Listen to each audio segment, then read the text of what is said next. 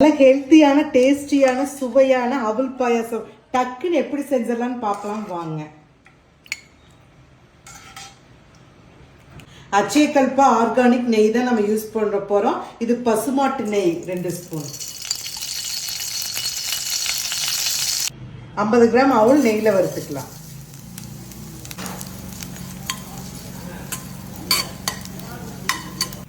கால் litre பால் 1/4 litre தண்ணி காய்ச்சி வச்சுட்டேன். வறுத்த அவல்ல ஊற்றிக்கலாம்.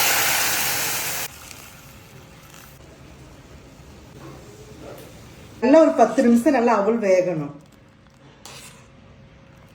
ஒரு பிஞ்சு ஏலக்காய் தூளை போட்டுக்கலாம்.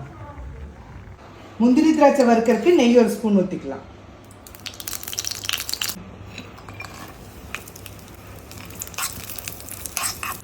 ஸ்டவ் ஆஃப் பண்ணிட்டு 50 கிராம் நாட்டு சர்க்கரையை பாயாசத்தில் சேர்த்துக்கோங்க.